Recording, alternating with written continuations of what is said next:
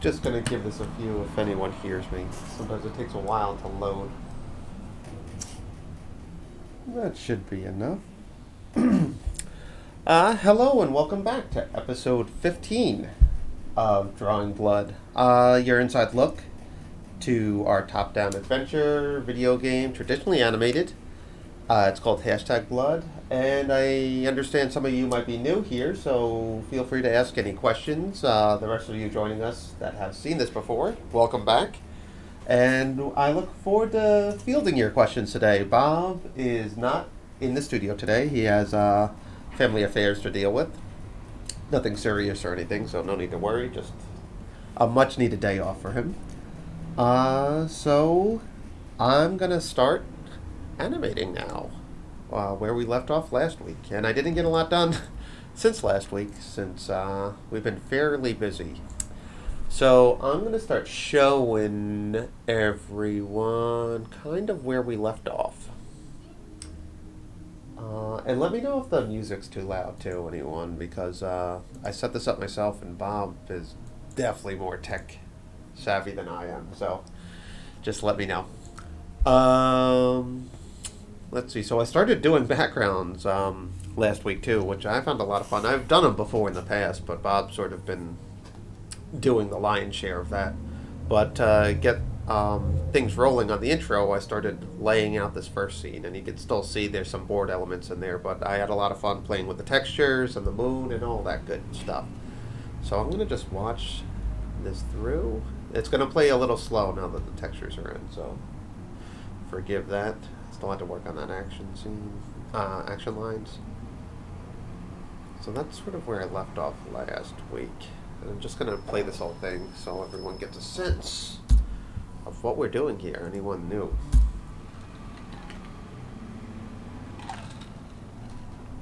Alright, so Corey sprays them down. This is always sort of new to me every week. I don't get to open it too often, so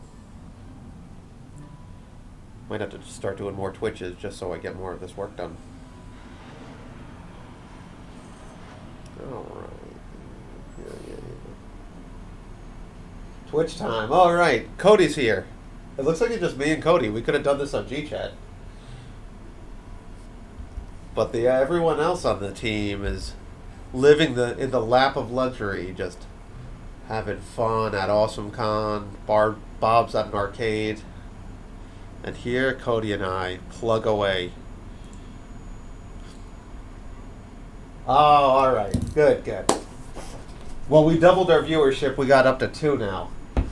And welcome back. Thanks for stopping by again. If you're just joining us, we're just going to continue what we were kind of plugging away at last week. And I'm going to just pick up right where I left off. So I might be a little rusty right now. So what I started doing right before we went live is I decided to kind of work on just the vampire right now. So we can kind of ignore Becky and kind of the aftermath of him getting tackled, because he's going to interact with another vampire that Becky kind of slams into him. So I just started roughing some stuff out here.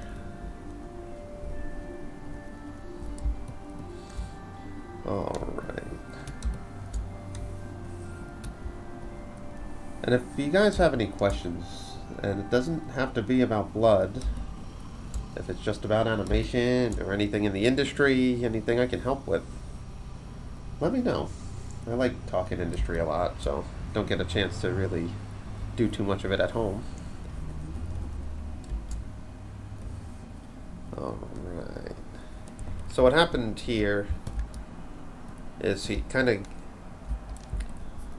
gets bounced off, so he's kind of floating in the air. Then what I'm going to have him do is sort of land, so you can see the force of his foot hitting, which will be a settle. And by the time this happens, so that's the last frame, we'll worry about him, he'll kind of be flat on his back again. So let's sort of rough this out. Well, I'm going to clean this one up. It's a clean enough one. Maybe I'll have this hand kind of pop back up.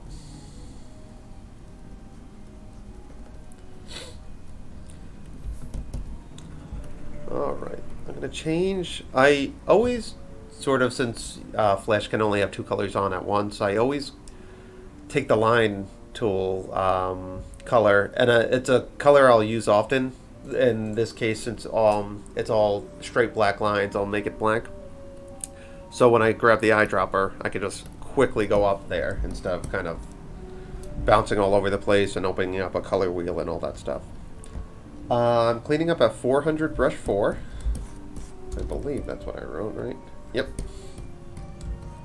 And that's what I'm going to continue to do. And, Cody, let me know if the music's too loud. I don't know.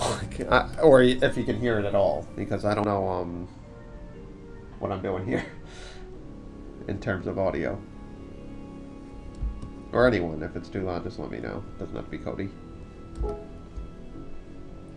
Music is great. Someone, Cody, hold on. Cody, it's good. Okay. That's how we're going to do it. The music is fine. All right, more viewers. Thanks for joining, everyone.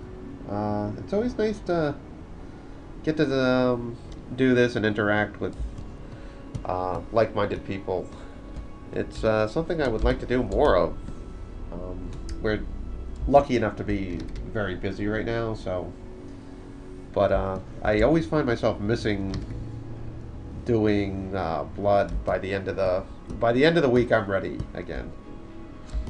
I want to start working more in it. I'm very anxious about getting a lot more done, and we kind of borrow time. We have a lot of we want to do for some set deadlines now, in terms of if we get into MagFest next year. We want to kind of showcase more stuff than what we did last year. And Cody's been trying to figure out new ways to export sprites and all that stuff, but I think we're kind of going back to what we started with. We thought we could do some vector stuff, but it's not looking so hot. I've been watching these on YouTube on my extra screen. Oh, okay, great. Yeah, so if you have any questions, let me know. And thanks for watching those. Yeah, we put those up because we know Friday at 2 o'clock or whatever time zone anyone's in is not exactly leisurely hour, so it's hard to catch these, I know. But that's why we put them. But what I like about live is if anyone asks me a question, I can animate or show a technique live. Not to say if you don't post something on YouTube, we won't answer it, but I can, get some input on this and do it live too. So he pulls down. Is that line too thin? No. Okay. I just did a project where I was doing brush 5 on something, so now it looks thin and it feels a lot thinner, which usually it isn't.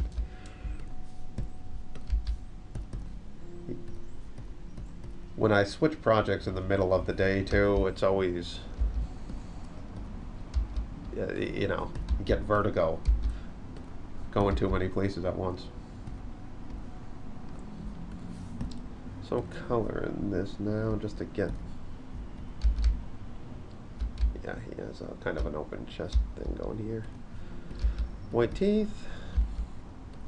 And this red might not even be TV safe, so we might have to look into that. Okay. So he's gonna settle back down. I'm just a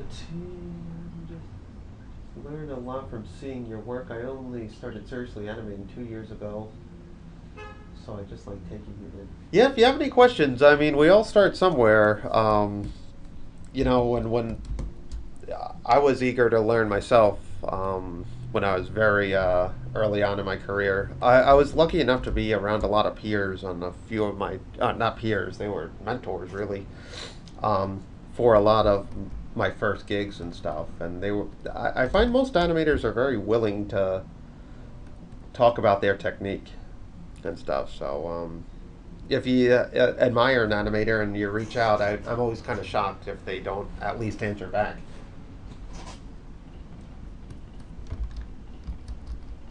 Okay, so he falls down. He's going to settle back down. So his arm's going to, since we're kind of following the trajectory of this arm, the arm will fall down, all the way down. And I use shift on this to get a straight line, and I don't mind cleaning up that way at all. This style has straight lines. I know nature doesn't have any, but for something like this, it's a really big time saver. Because if you're trying to do a cleanup line with without shift and it's a straight horizontal, it's going to be tough for you. So his back is flat here, so since it's a settle on this, we're kind of going to add another bend, and maybe his leg can even come up.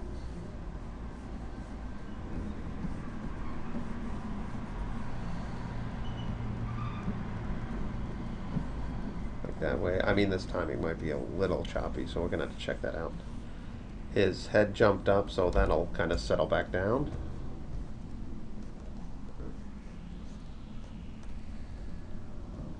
And a lot of animation is just sort of, I like with these quick action scenes, it's a lot of like fast cuts to settle animation. It's rarely, there's not a lot of in-betweens really.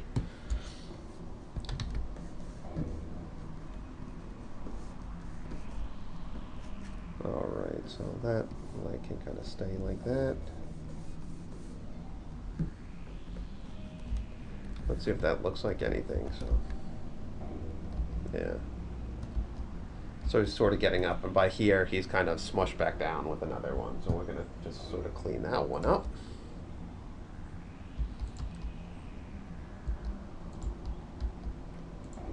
All right. And not everything settles at the same rate too. Like this hand is kind of secondary. The hand right here that I selected, that's going to be secondary, so that's going to hit the ground harder here, then settle to this position that I'm going to clean up right now, while the rest is settling prior to it. And yeah, I try to keep everything on the same chart, but every secondary motion is always a few frames behind, and it just kind of follows your eye. It kind of eases the viewer's eye, so it doesn't look so digital either. And digital in the regard that it doesn't look like one piece of art just sort of squashed and stretched. You can tell it's a few different drawings.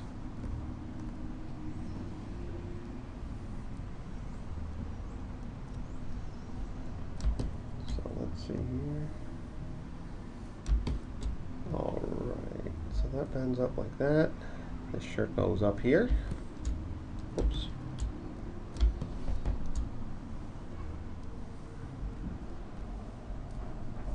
Okay.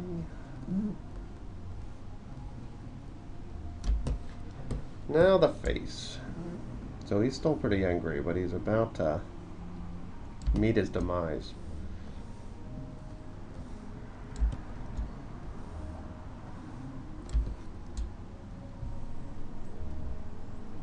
Okay, let's get the teeth in there. His mouth is going to go down that way. Let's see if this makes any sense. Oh, I forgot the hand too. Oh, the hand's being blocked anyway.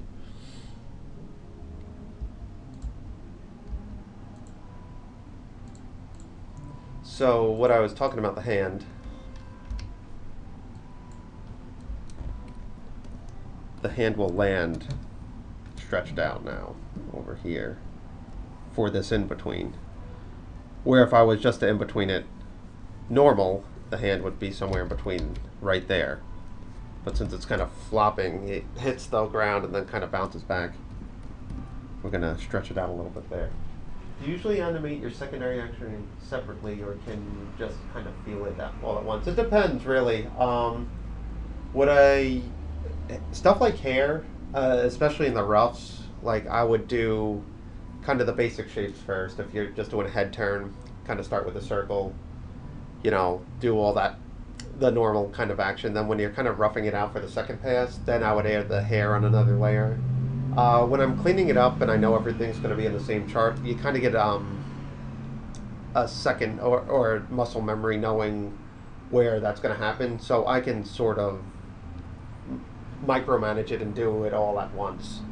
As long as it's not something super subtle, it can be fairly kind of second nature by the time you get to a certain stage in your animation career.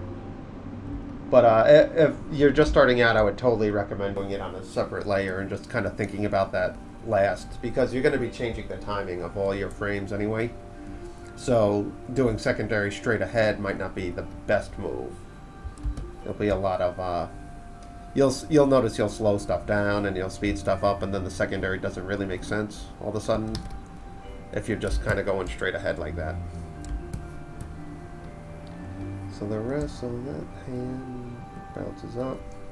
That hand can continue to go up since that one's coming back.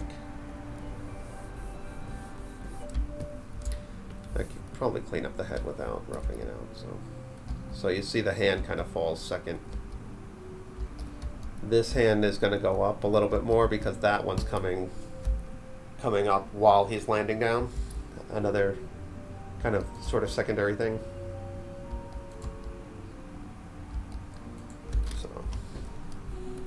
And when in doubt, I always add debris anyway, so I can cover up any really egregious mistakes I might make. I notice like hair, like longer hair, is always sort of a good thing to practice secondary on, because that moves very independently from like the skull, especially if you're playing with wind and all that stuff.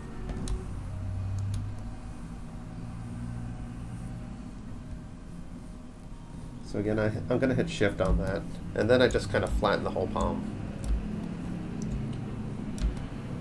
This sort of UPA-ish style, they did a lot of that kind of straight angles and just simple shapes. And I like animating kind of simpler shape things. I can get a lot more finished in a day, rather than focus so much on a detail-oriented character. I'd rather play with the cartooniness.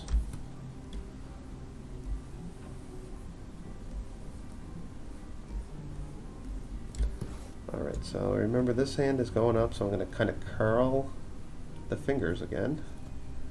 Thumb's going up. Follow the shoe. It's going like that. And now I'm going to try my best just in between this.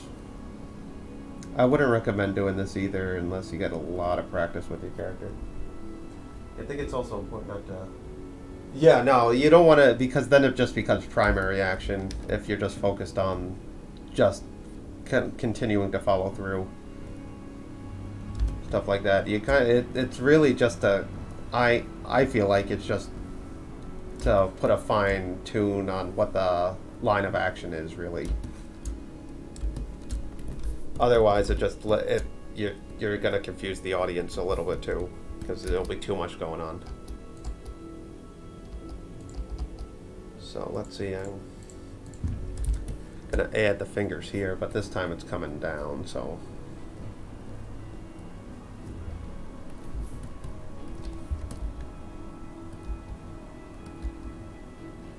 Yeah. So then we can, in between this one, this is going to be an ease out. So he's sort of gonna, I like kind of playing with gravity a little bit, and I'm gonna kind of keep him in the air as long as I can for this. So I'll definitely favor the side where his back is arched. Now if I was gonna just do a straight in between, it would be something like that. And technically that's still an ease out since I'm favoring the right side of the timeline. But I really want to kind of play with that a lot, so I'm going to kind of favor the arc right here while straightening the leg.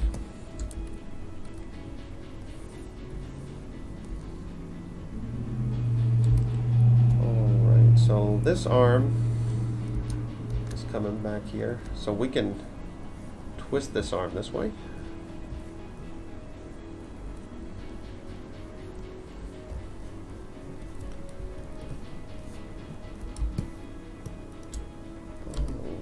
So that leg's going to start straightening out. Now remember, this one kind of went up first, the leg furthest from us. It shoots up, now it's on its way down, so that's coming down quick. And I still might actually bend it a little, like that, just to give it a little more life. Just follow the line of action for that, so the toe goes right from the pant leg to that. And then you can stretch out the pants like that. But you want to kind of keep the line of action like that. Then kind of add those little like nooks and crannies. The head is going down. I'm still gonna, whoops, wrong frame. Hey, thanks for stopping by. How's everything going? Ruben Halls. And I'm going to butcher everyone's name. And I'm bad with names, too, so. But I wasn't meant for this internet thing, I don't think. But I'm sure glad it exists.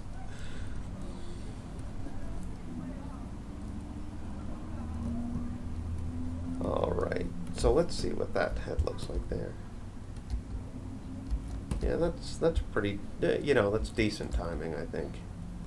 When I get to the nitty-gritty and start really in-betweening this, when it's all on 2s and 1s, I'll find a lot of my animatic changes timing pretty drastically.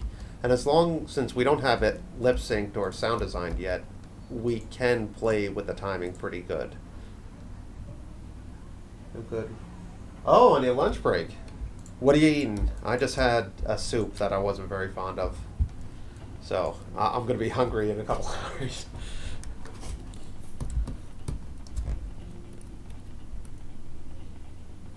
And where you're eating from too? Like what part of the world do you hail from?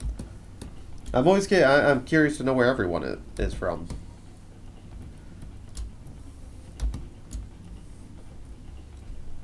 Seem to be doing a better job at the internet thing.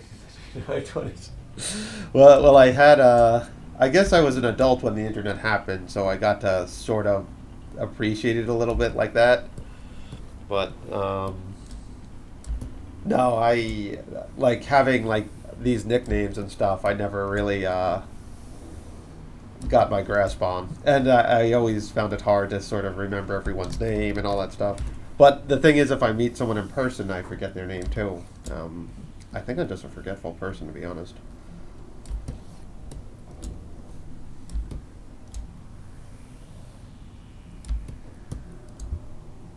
From Holland. Oh, wow.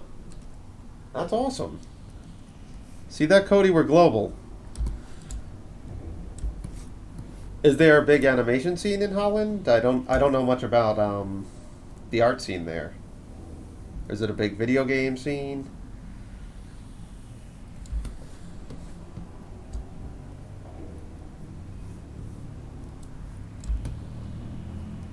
Just had dinner. So you're ready for the weekend then? I'm just about ready for the weekend. It was a long week here. We had a lot. We're kind of finishing up jobs and starting new ones and stuff. And I always try to align our schedule where we just finish one then start another, but I haven't really mastered that yet. So we got a lot of revision notes today on something that we finished last Friday. And then we're starting something new, and we're kind of tidying. So my head is just swimming. The bad names too. Oh, the other, that's right, Joe Whimsy's buddy. That's right. I don't know much about it either. Oh, really? Yeah, most of our work is in the U.S. too, I think. Oh, Courtney, you're like right down the road then. Because what part of Long Island, Courtney?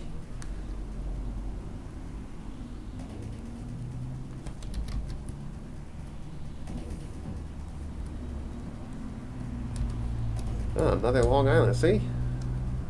That's cool. Uh-oh. I also see my email thing lighting up, which is always something I try to avoid. I'll answer that one later. I don't know if it's bad news, but I don't think it will be. Could be though. So that second hand starts coming up here while that one pops up. Alright, so that works pretty well. And again, I can always play with his timing too, since we're going to really be probably looking at Becky. We made Becky these vibrant colors, and everyone else really gray, so she always stands out. Brookhaven. Oh my gosh, you're real close.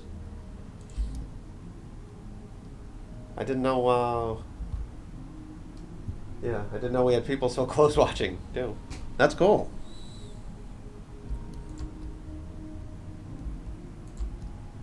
Like I was saying, so we purposely made her super saturated in all the villains. Well, villains usually dress in kind of dark, ominous colors too if we're playing up that trope. So we wanted her to be very bright, and the reason is if you squint your eyes, you can always sort of see this pink smear floating all around. Down here, the boonies, Central Virginia. All right, that's not so far, too. Closer than closer than Holland, I suppose.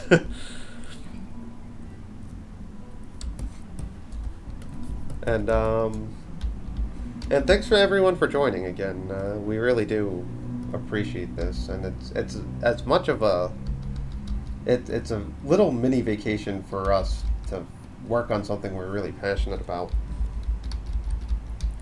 And if I could recommend, if you guys all are artists and have your personal projects, it's always try to carve out a little time. And ours just happens to be every week. Where, I wish there was more, but always sort of carve out a time and just try to stick to it as best you can, because you'll be surprised what happens in a month or a week, and you'll be equally surprised if you let go of that pattern too, and see how much you didn't get done, and all of a sudden you're 4 weeks away and you didn't touch anything. So drive to DC and go to AwesomeCon to play the game. Oh yeah, Cody, tell them about that a little bit. We have we have our writer and our other program. Well, our writer's Greg Lane, and the other program, Andrew Tavis. They are showcasing the game at AwesomeCon, which is pretty close to Virginia from what I understand. And yeah, you can play this while I'm animating it. It'll be very meta. Let's see here, did I mess up anything? Okay, so I forgot his color there. Yeah, I do too. I wish I really had a lot of fun just showcasing this too when we were in Baltimore for MagFest. It was fun getting to see the audience reaction to it. I'm all over the place with this color. I know his tongue is this color. Yeah, anyone there should stop by, drop by, say hi to them. They're very approachable guys. We're excited to show everything off. Oh boy, now my wife's texting me. Apparently my two sons are melting down. They're having a hard day. By the end of the week, they're done too. Alright, so I think that's gonna work. And what's happening here is she doesn't just tackle him, the background's still skidding. Like, she hits, the idea is that she hits the vampire so hard that when they hit, the ground is still going to be panning, and she does this sort of handspring to land on this other guy who's going to be stationary. So we had to work on him, and we're going to embed him in the background layer so he tracks well. But first I would have to separate that simple stuff, which I can do right now actually. Because I need a good place for her to land. So let's see. So what I'll do first, you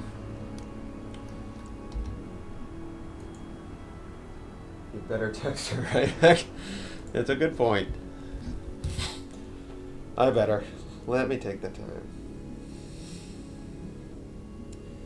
Her and I are going into New York City tomorrow too for her birthday. So, without the kids, it'll be nice for both of us.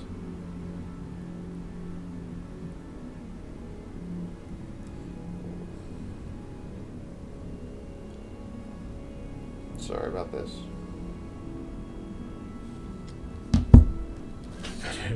I should. I should do more of that. Okay, so let's see. So the idea is that the guy's going to come in from stage left. So let's just rough out where she lands first. And we can kind of re-engineer it.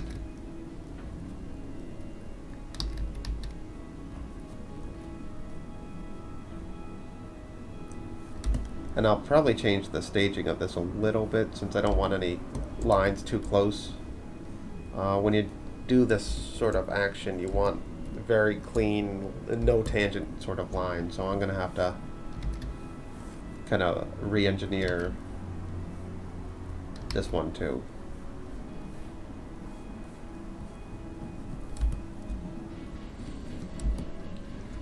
So let's get that going. They all have the same outfit too, so kind of like dark minions. Yeah, no, today was bad, and the bad part is my truck broke down too. So now I'm trucking it to work by foot, which reminds me of when I worked in the city. So it wasn't that bad, and I live right down the road. So it's not too bad, but yeah, I was in the rain today, just like how your grandparents tell you how they walk to school in the snow and all that stuff. That's what I was doing today. But tomorrow's supposed to be pretty nice, so I'm pretty excited. Plus, I'm so used to going to the city on business, it's nice just going for leisure.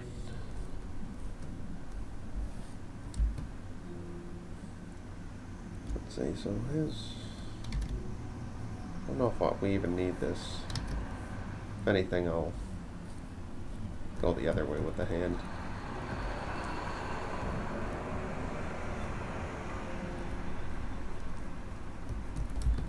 Okay. So what I'll do is push him back, just so there's a little bit more breathing room. Then I could readjust the symbol in the master file in the animatic folder, and I can kind of zoom out if I need to, if it's out of action save.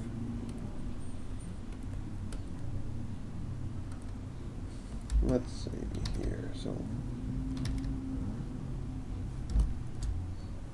this guy's going to be tall when he's standing up, so I'll have him hunched over, kind of ready to attack Becky.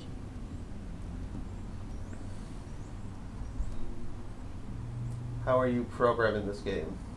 I see you using Flash. Well, that is a Cody question. I'm not touching the programming. I feel pretty fortunate for that. But we're using Unity. I can answer a few things, and probably not 100% correct, but we're using Unity. We're using a texture packer to export the sprites, and Flash to animate all the assets. So what Cody does is takes our Flash file, and Cody, chime in anytime you're if I'm butchering this. Brings them. We'll have all the sprites separated. He'll grab them. He'll export the sprite, the Flash file into sprites, and then he can import those into Unity. So it's kind of a 3-tier process before we get even art into Unity, and then the programming part, which is completely alien to me. That's all in Cody and Andrew's camp. So, but this is Flash. Yes, we're animating everything in Flash, including the backgrounds, which look painterly, but we kind of figured out a way how to make our own texture in vector. Yeah, no, I don't have any experience in gaming other than playing games. Really, we've we've been on the periphery of gaming for a little bit. Exit 73 Studios. We've made the cutaway scenes for a game made by Cartoon Network called OKKO Let's Play Heroes. Um, a lot of our animation's been accused of looking like a video game, so we always sort of had this kind of. It's always been alluring to us to be part of the video game industry, even if it just meant doing the art. But so we took it another step, and we decided let's just make it. Let's and a few of our clients now we're doing stuff for other video games too. Just animation though. And I like where video games are heading in the regard that you can make a cartoony game. It doesn't have to be so typical in style anymore. And we have Cuphead to thank for that, I think.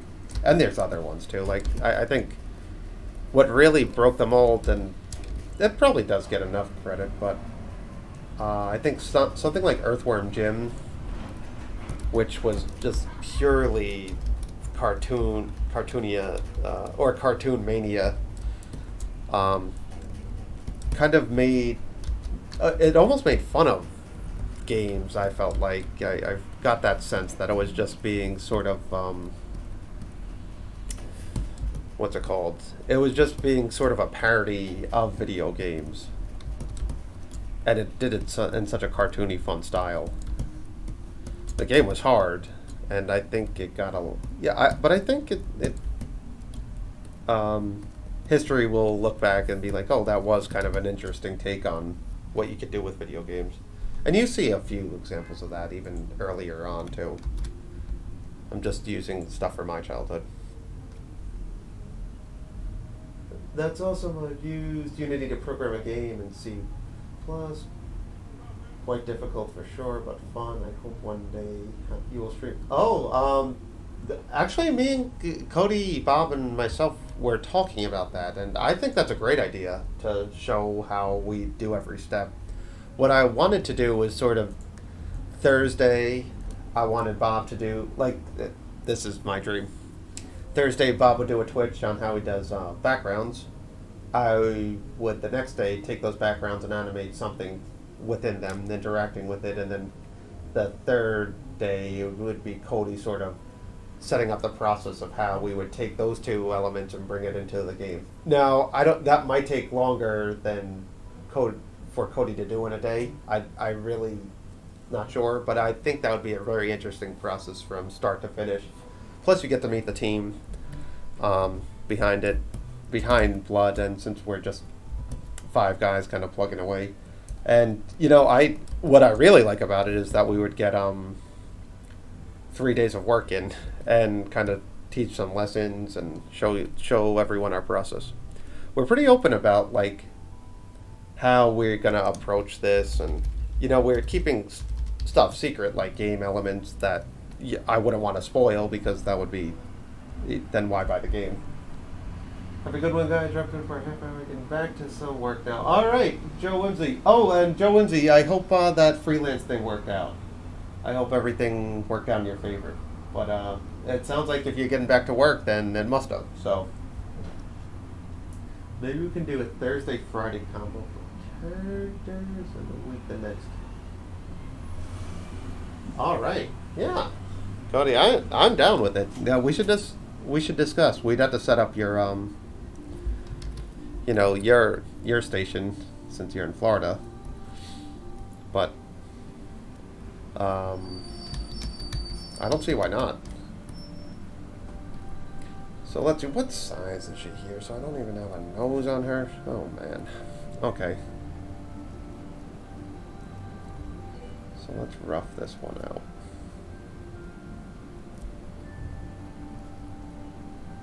I have her back in the cape. Might have to clean up my whole office first. Yeah, no, it might. You could show this audience all your video games, though.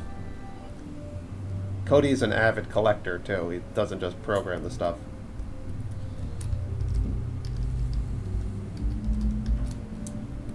And he collects the old stuff that Cody and I grew up on. Some say he might have more than he'd ever would need. So I'm gonna have her in the cowl again here.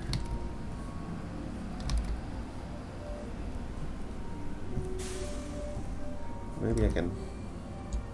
What I'll do is kind of plant her hand too. And I'll have her look down. So you see I'm separating all three now where it used to be one drawing. So I could kind of focus on one at a time. The only time I would really do two characters on the same layer is if it's just such an action scene that, like an in-between, I would do it. But now I can play with Becky too and get this over. I used to collect stuff on the VHS days, but now it's all YouTube. No, I know that. You know, it's funny because we were talking about like the benefit of making a physical release for Blood, you know, if and when we ever get that finished. And we're not even sure if it's a good idea or not because so many things are just digital now. But there's something about having something tangible in your hand that makes it feel, at least for me, more real.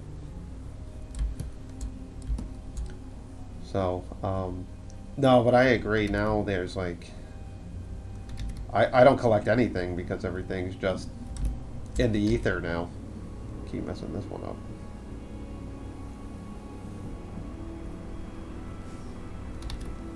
Alright.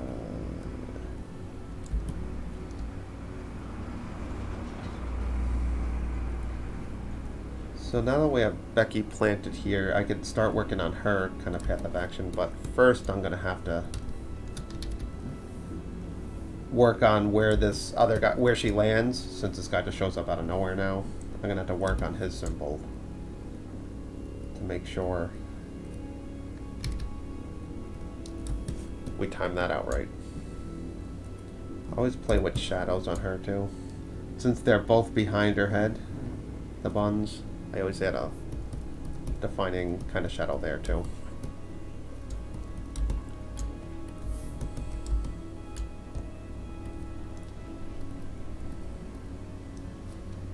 Okay, so let's get her colors now.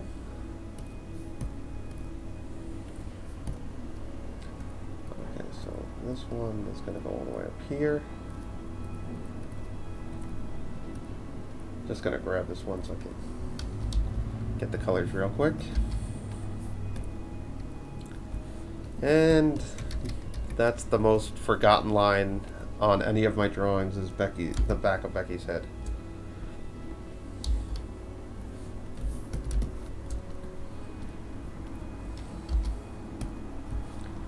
Sometimes you'll see this when I have no closed gaps on or closed gaps. You'll see the line disappears. It's just a vector kind of bug that they do, but I find if you go to don't close gaps and fill it in, that fixes it. And it must be a math thing that Flash is picking up, but I find that usually fixes it. Or you can go down lower to close medium gaps. And the newer Animate does the same thing actually too. And it just must be when you know, just one of these little points you see on this, see all those angles and stuff, it just must be a little closer to something than it should be. But does that make sense? No, it wouldn't be. That's okay. So now we have to really mind her arc and kind of follow that. So what I'll do for something like this where she's in midair, I'm just going to push this way up here for now. So what I'll do is take the original drawing, or the first kind of part of the arc. See both keyframes, so onion skin and all that. On a top layer, not on that one. is I'll follow the arc too. So where this one doesn't really, it's not really looking great for this one, so I might have to change the angle on this. Then I'll fix the match cut. Push that back, and push that back.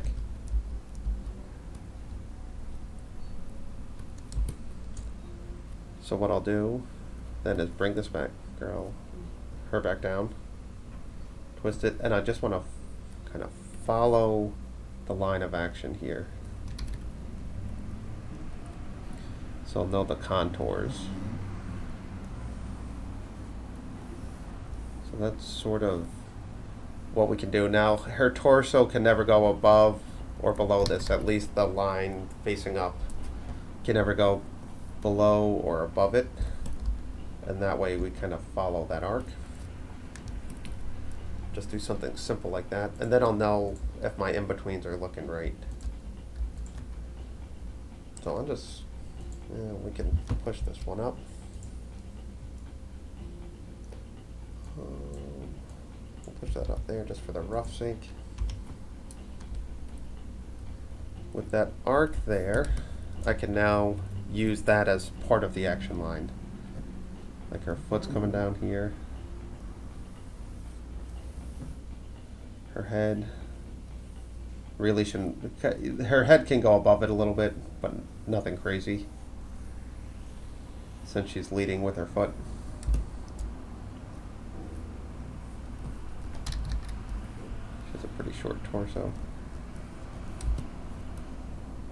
Now what happens to her outer leg, right there, is she's kneeling, so that's coming back this way. And I'm going to kind of follow that contour to land around here, so that's going to start bending and kind of meeting at this point too.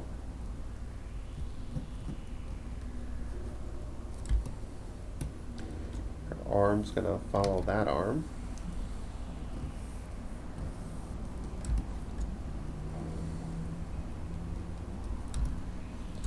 This back arm's going to do the same thing. It can be a little stretched out more. Her hair can start going that way.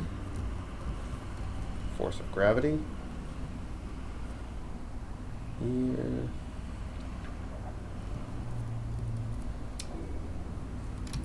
The buns can all go up that way. And her eye direction is sort of, she has her eye on the prize here, so she's gonna, the pupil's gonna be facing towards the vampire.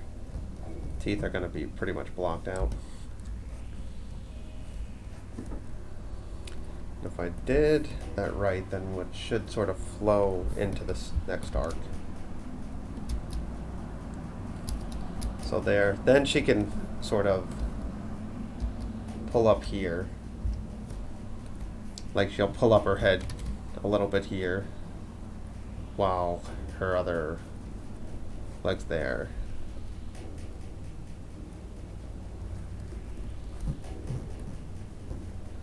This arm's coming down now. You can see it's almost like a stick figure now. And I forgot her cape here too, so the cape's going to come back down here, kind of cover her head.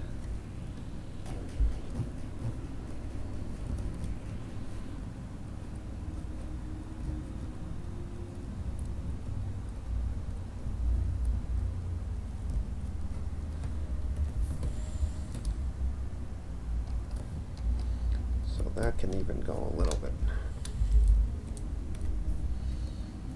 closer to that, and we might have to float that a little longer.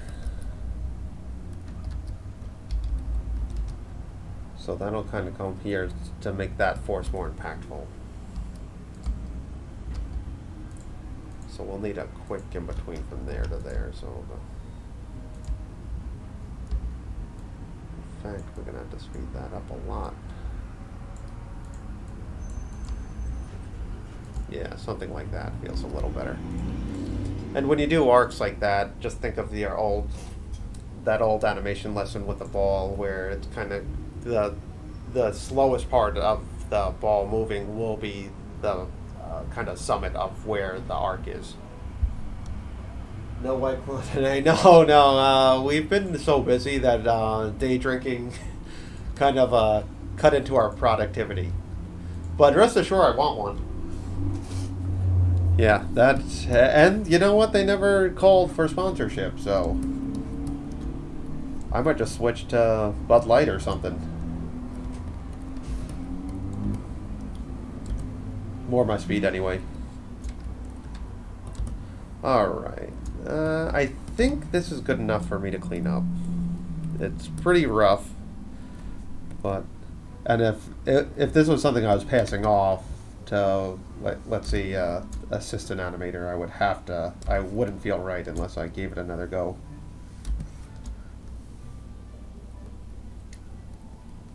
I always sort of admired those old Disney cleanup artists because someone like a Glenn Keane or something, you know, when he was doing the Beast and stuff, had beautiful drawings, but they always looked so like they were just so worked over with line that I like to clean that up seemed like a real task.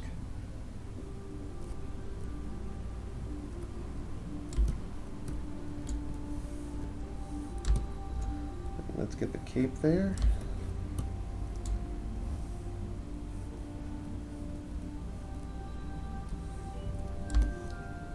The bun's in front here, so I'm going to keep that there.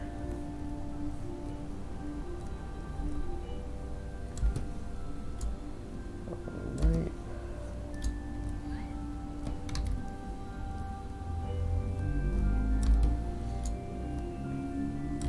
And what line is it? Okay, so that is her front leg. And her torso still feels a bit long, so I might truncate that a little bit.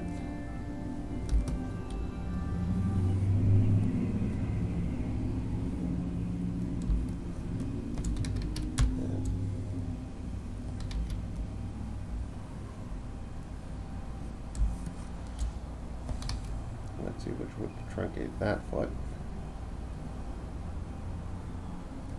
And I'm okay with her torso changing proportions, especially if it's kind of stretched out in something like this where it would stretch out a little bit. And I'm not really big on models anyway, like getting the model correct. I'm really just trying to focus on line of action and all that stuff because at the end of the day it's 1/24th of a second, so if it's a little long here, I think everyone will forgive me. Okay. So here she's kind of pulling on up. I'm trying to decide if it's better to do that quicker. Oh, what I could do is almost like she jumps up a little bit. This might be better. Like she's kind of gonna do a cannonball at this point. Like start lifting her leg up so she could really kind of land on the guy with some force. So let's see if that looks right. So she'll ball up here, kind of float in the air a bit.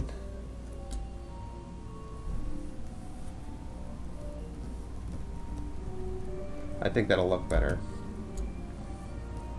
Then we get some nice secondary with the cape too.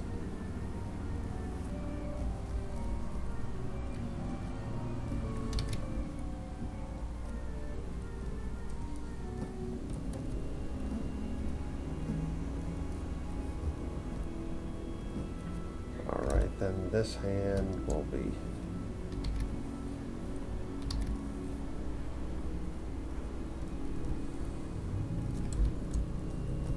kind of like that. And that feels more like Becky anyway, when she's that.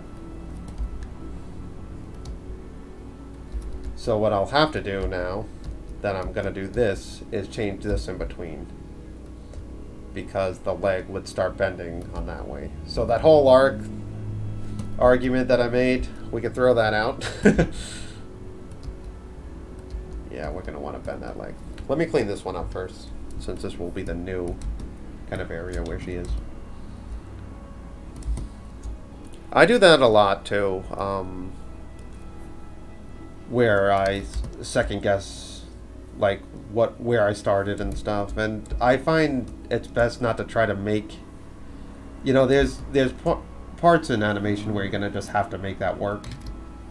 But when it's something that's you don't have really a time limit on, or you're really kind of focusing on making it look as best it can be, I just say scrap it right away, and don't ponder on it. Just so much of my animation career was just squandered because of procrastinating like that, or just trying to get something done or trying to make it fit right, and you just notice that it's cathartic to almost just get rid of it. Just kind of start clean slate.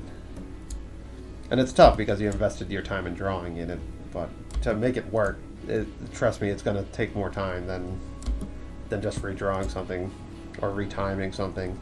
And that's also the beauty in Flash, is you can easily retime stuff. Pull up the drawing. Oh yeah. Well, I think Chuck Jones put it best in terms of like and I'm gonna butcher his quote, but he said something to the degree of everyone has 100,000 bad drawings in them, so the quicker you get them gone, the quicker you'll be at 101,000 or something, or something to that degree. And I agree with that too. Where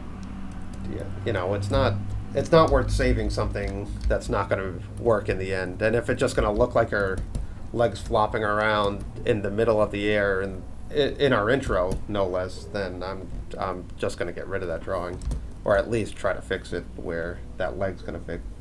But I could already tell that it's not going to work just by seeing it as an underdrawing.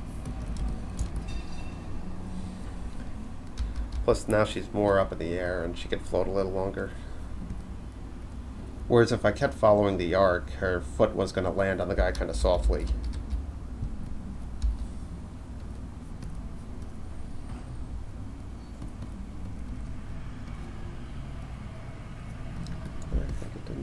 Yeah, she has...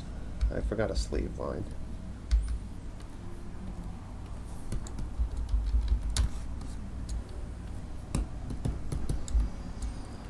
Put the shadows in there.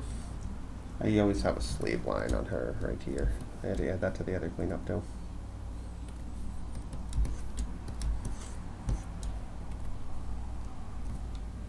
Okay.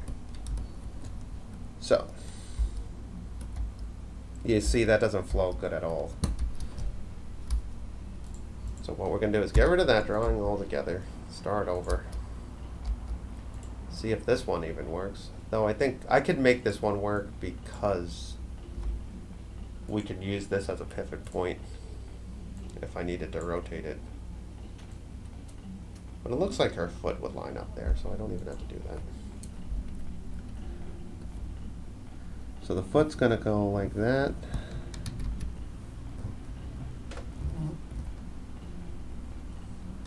Oh, the front foot, yeah.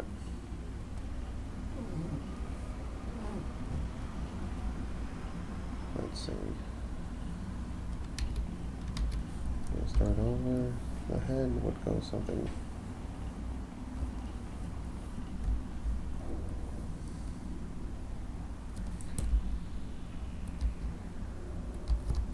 Maybe not that severe, actually.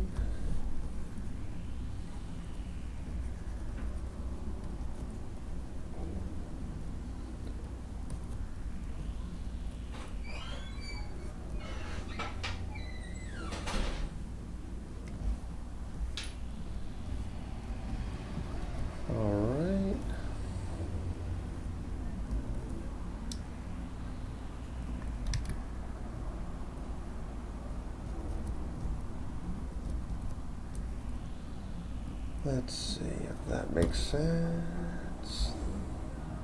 It's looking a little better, though the arc is still pretty messed up. So I might have to start like that. That's better. And I'll adjust her foot.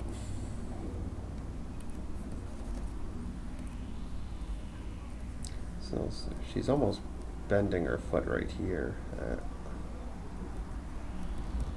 So this is just a jarbled mess, so I'm going to definitely take another rough pass at this.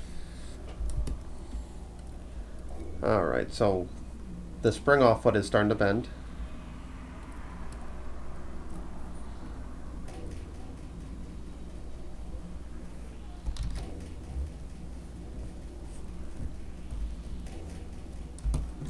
This is their torso. This one remains bent. This hand's going to come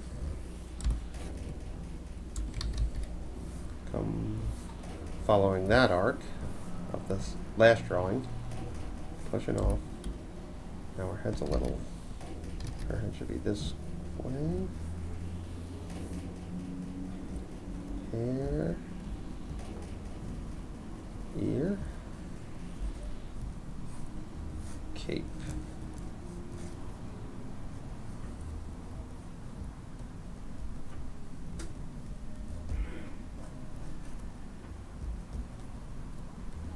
Alright, now that's something I could work with, I think.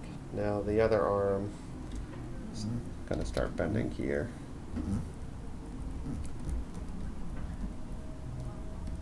Alright. One more time, just to double check. I think that's going to work. Yep. Yeah, that's fun. I think that's more fun too.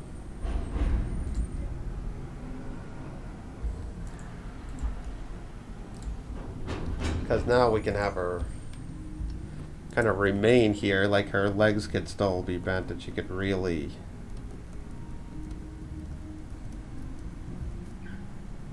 kind of curl up in a ball. Have the cape still come up, her arms coming down.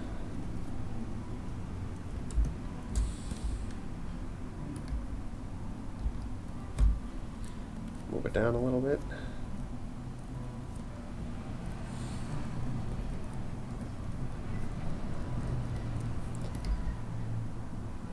Yeah, and then ease out the whole time.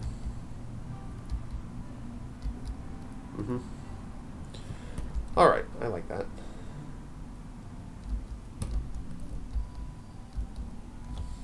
And for dramatic timing, I might even space out that a little bit more, which would in turn mess up the animatic, so we're going to just keep them.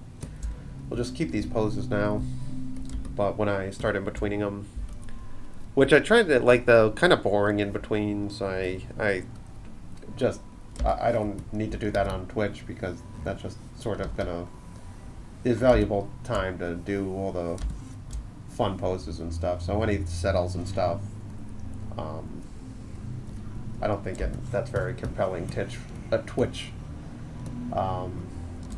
content. So I would just leave that to myself.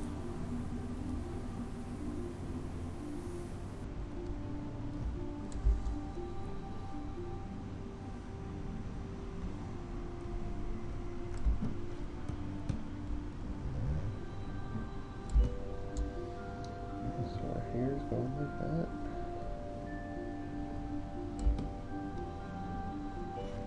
Let's see, and their cape. See, this is where the cape gets a little wonky. Because it's gonna be behind her head. So let me start with the bun.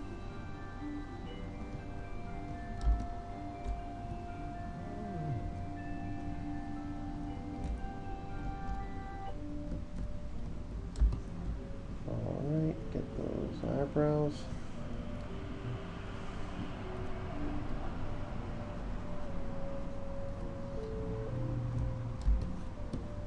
Alright. See the bun. There are their arms coming up.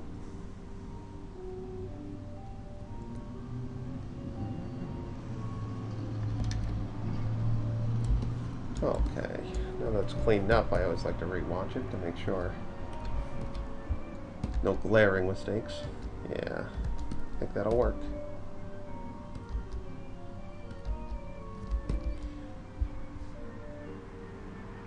Sure. We can make that. I can make that work when I am between it too.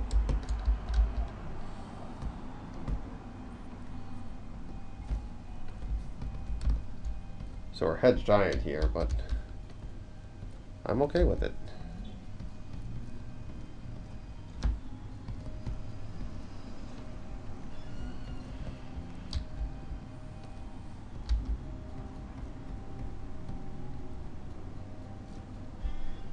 Oh, thank you so much. I'm glad you enjoy.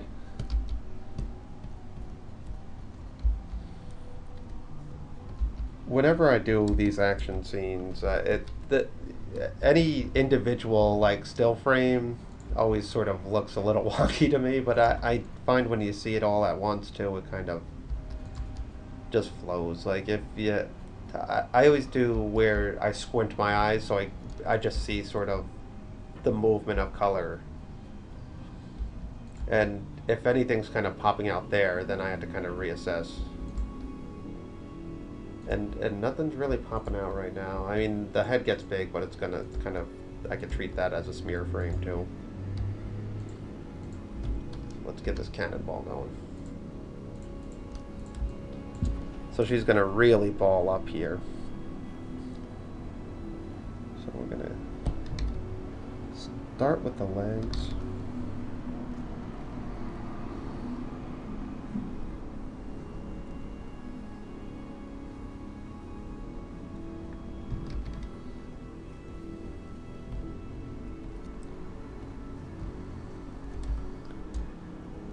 Cape's gonna.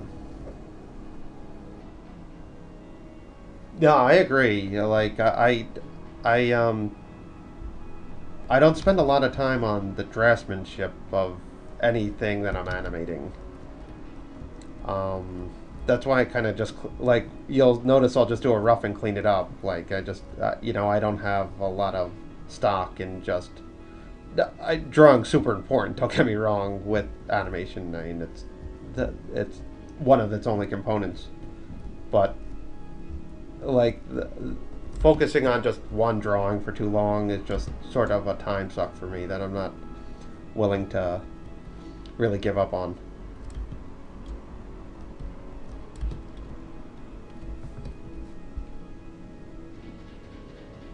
Oh, well, thank you. I hope so.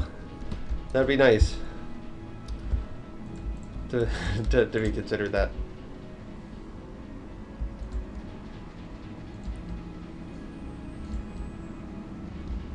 That works. Okay.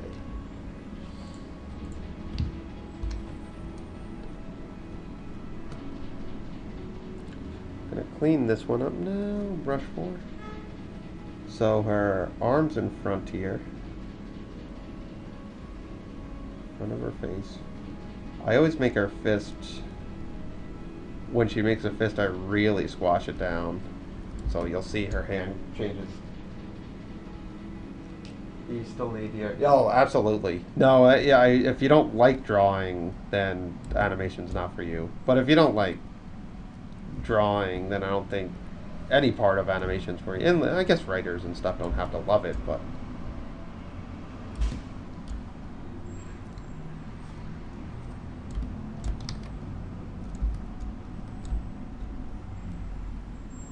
So the hair is going to kind of be floating up here.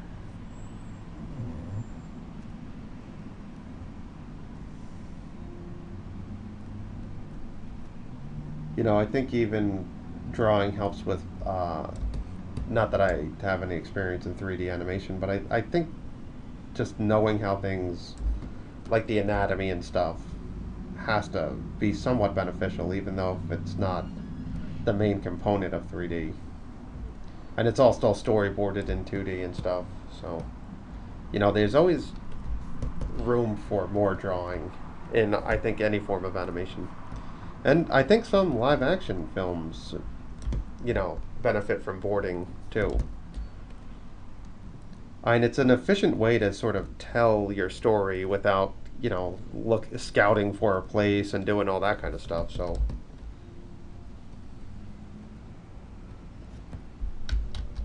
okay. So let's. Ooh, I forgot our cape. Did I get rid of the rough? I did. Okay.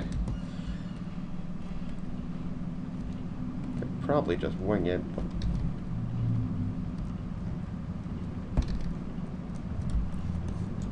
goes up like that, probably.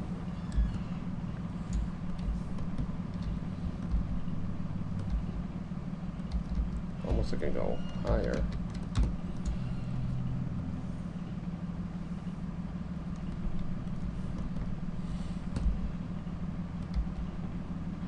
Yeah. Okay.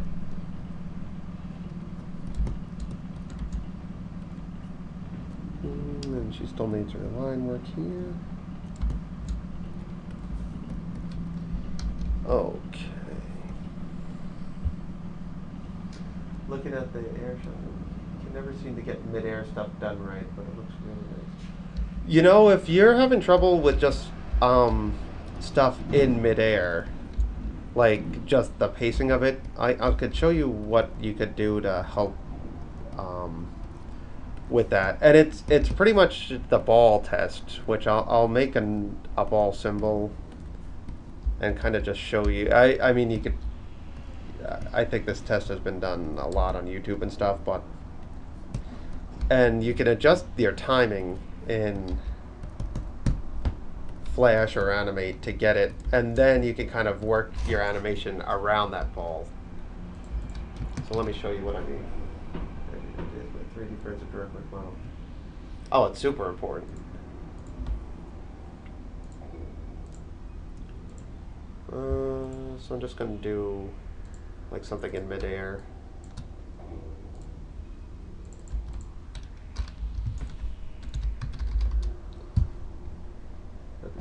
Sure. So let's say I'm going to shrink this. Properties, I'm going to change the background color too. Make a horizon line real quick.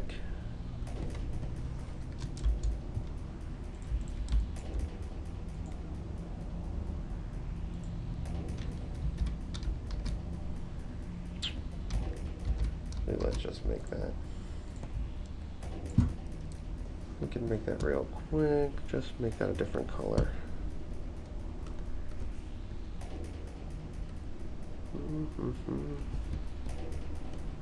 Keep picking the wrong color here. Good enough. So that's your horizon line.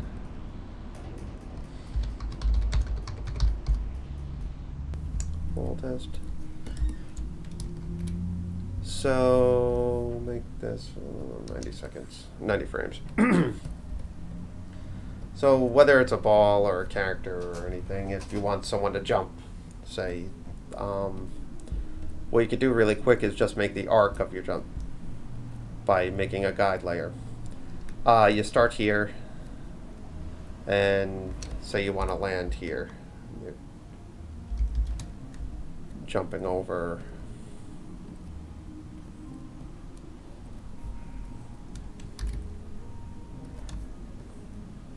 Say a box or something.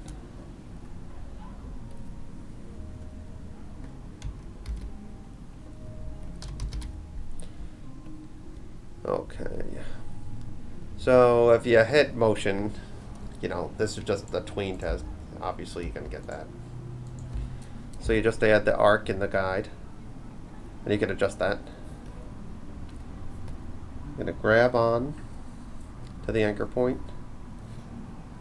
Anchor point. Make the arc. Adjust that any way you want. As high or as low as you want. The principle is the exact same. Now, there you go. Now it's going to hop over. Now that looks very robotic, and that's just if you went straight ahead. So you take the halfway point. I made it a second for a reason. The halfway point's going to be 13. The extreme of that would be, since when you jump, you're going to be quicker initially taking off, so I would ease out 100. Then ideally, there's probably a moment in time where you stop at your very height, and then you fall back down.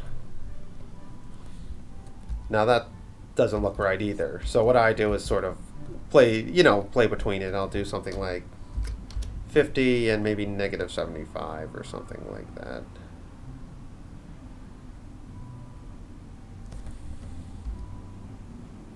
And then, you can do the bounce and all that kind of stuff.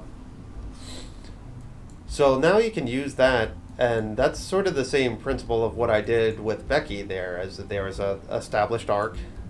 Now I had her do something in midair where the arc changes because she's arching her back a little different, but you could use that as someone's head, say, like if we made this like a stick figure real close, and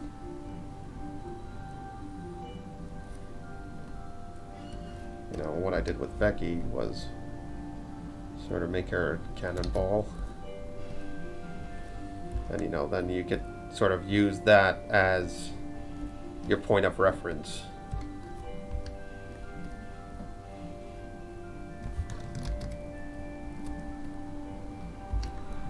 Then they land.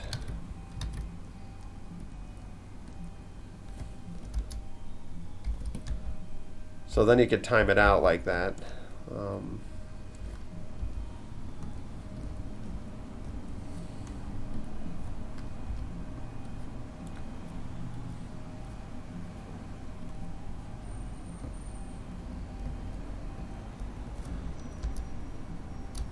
And then what I would do, like say you like this, and then I just kind of get rid of all the keyframes, and then, to make it look like more of a traditional thing, and then you can.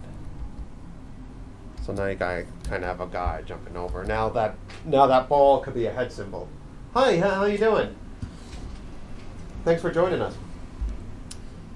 So yeah, that could be a head symbol, and then you can kind of embed any animation you want within there.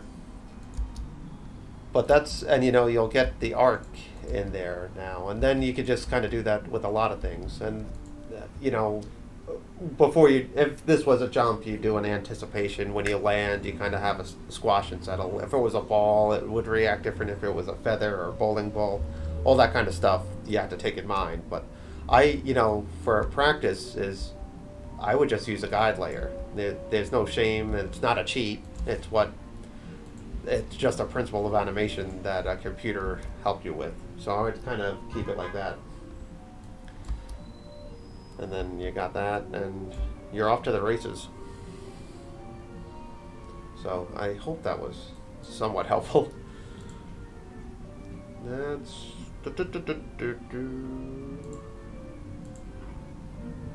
And what you could also do inside the symbol... Here, I forgot.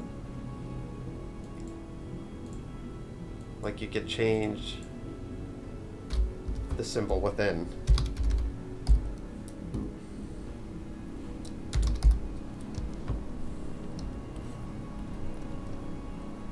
So 13, you want it, or we'll say you want it to start kind of stretchy and flat. Then you can motion between that. And then it will, then you have to synchronize the symbol and make sure everything's on single frame to do it, but then it'll just embed the animation within.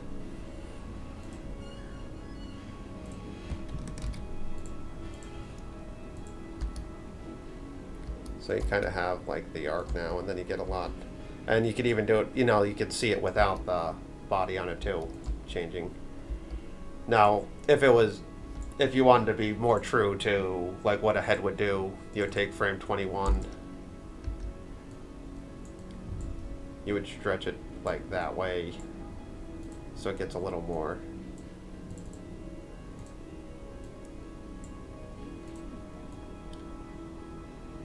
Something like that.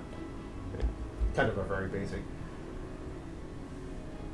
What do you think about that? Oh, the survival guide? Of course, yeah. Anything Richard Williams.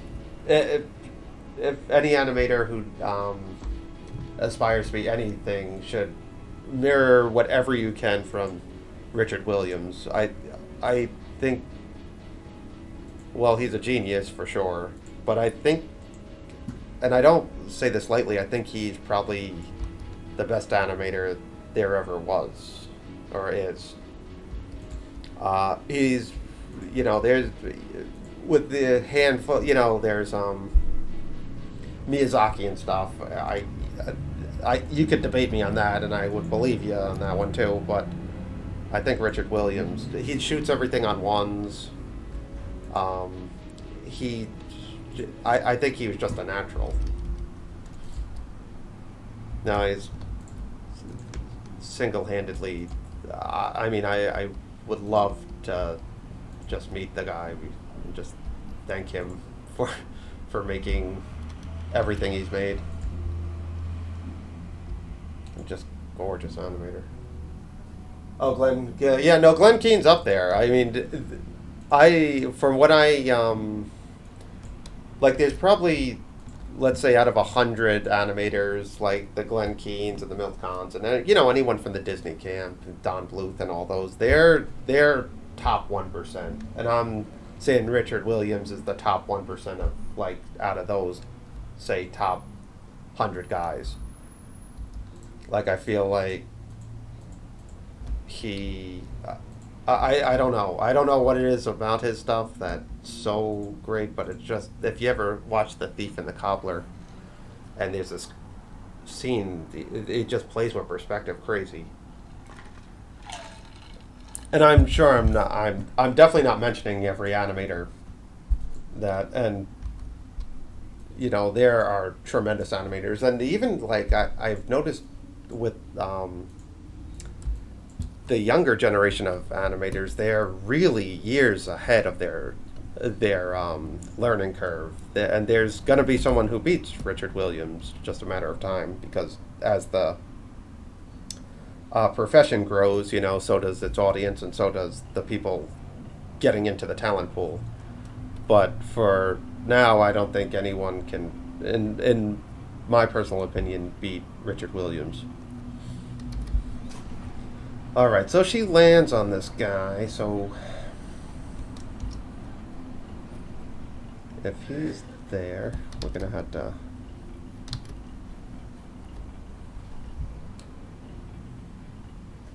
This game will be awesome in some game festivals. We showcased it, and we don't have a lot finished, but we showcased it in MagFest, and it did pretty well, I think. The audience seemed to get drawn to it. We had a pretty nice audience for it. There's a lot of people always sort of surrounding our table. We're in Awesome Con right now, and the studio sponsors a festival that we're gonna showcase it at, but that's just an animation festival. But we plan on hitting every place that will have us and that we can get to. So let's see, this guy.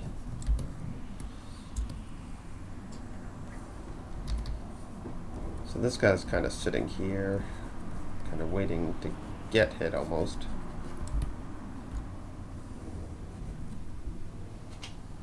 Fantastic Arcade might be a good one.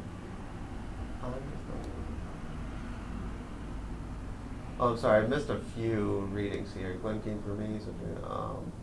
I'm not built for that, just so the client approves it and then click. Oh, yeah. No, for clients and stuff, you can't worry about. Yeah, most clients don't even care about animation. Like, just as long as their voice is heard. Fantastic Arcade. I never heard of Fantastic Arcade.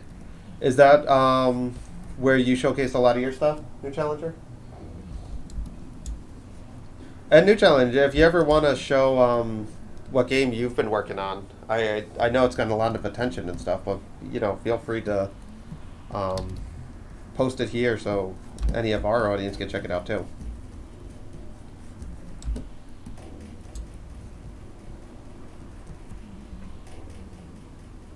I've wanted to go. Where is it held?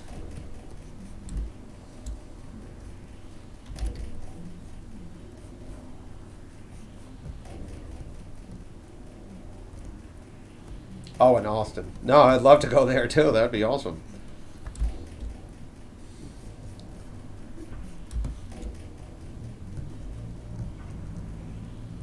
And is it just a gaming convention, or is like a lot of these kind of mix with everything, or is it just purely gaming? I'm guessing if it's arcades in the name. I'll let you show you the guy's book trailer I was working on, but it's under NDA. I'll share it with the client. Oh yeah, no, please show us anything like that. I have something I just finished and I want to show you guys today. I just finished it last night at 1 in the morning, but it was a really fun kind of 15-second thing. I would like to show you guys, and I bet it'll be live next week. We should go to it. Oh yeah, no, we should. Do you have anyone you know there, Andrew? And Andrew, weren't you at the con? Or is he? Oh no, you might still be at work. Yeah, Andrew. Cody gave me the lowdown on that. That sucks. Used to be around Fantastic Test, which is a movie event. Oh yeah, well, I'm glad. It's nice to see that. I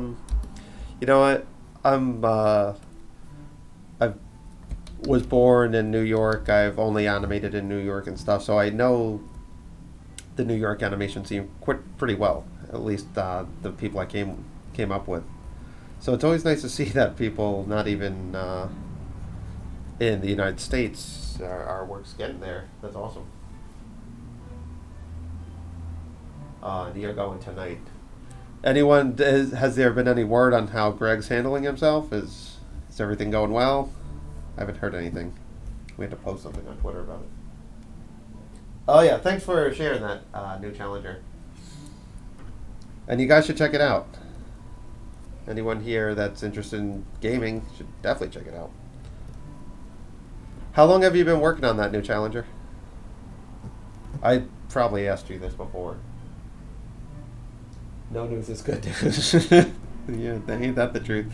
I have my window half open here, so I can see like just my Gmail, just like boom, boom, boom, and I'm like, oh, and I see the last one, but I think the last one's good. Too long.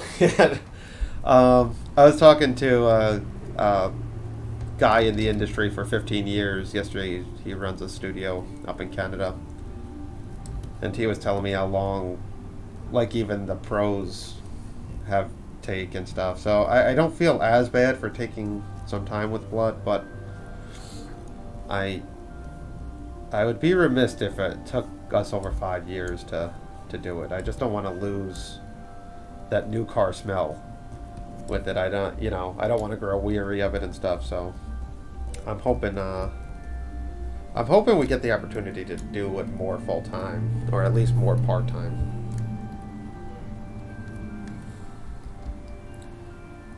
So let's see. So this is going to be a symbol I'm going to embed in the background when we get to that part. So I'm going to make this guy a symbol, and he's just going to pan in right now. But this is sort of where this frame right here, frame 106 or 105, will be when the pan stops. So then it'll match cut to this. And when we get more of this scene done, I can show you sort of how we use Flash as that kind of tool, as a kind of a camera move, and that's after the animation's finished. Then it's just sort of playing around with the camera to get it right.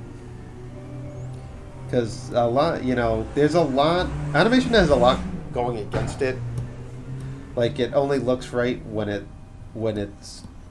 a lot's going for it, but any of those elements kind of mess up. Like if you mess up the frame rate, or you'll see something strobe when something's panning on ones and the animation's on threes, you'll see some strobing and stuff. So it has all these kind of nuances that are against it.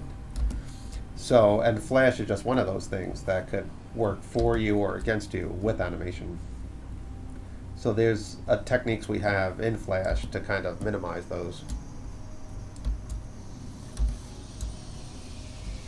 And that's all, I know Flash, especially in some animation communities, probably not the gaming communities as much, but it sort of, at least it did for a while, has this negative connotation, because you hear Flash and you hear Flash animation, and then people think, I don't know if they just assume the worst, or it's going to just be something very puppety or not puppeted well, or like a typical early 2000s Flash cartoon. But it's up there in my opinion with the likes of Toon Boom or Grease Pencil or all these other kind of animation programs coming around. It's just how you apply this tool. It's not, there's no animation program that's going to make your drawings better or worse or any of that. So it's sort of how you apply the tool. Yeah, I agree. Yeah, exactly what you guys are mentioning, the flat puppets, static symbols. But no, and you can do, we've been in the studio for 6 years. We primarily use Flash for every project. We use a version of Flash to draw in. Then we, fine tune stuff in After Effects once all the animation's all kind of buttoned away. But, and we've done multiple styles from something that looks like a G.I. Joe cartoon to anime to the more cartoonier stuff to pixel art. I posted something today that I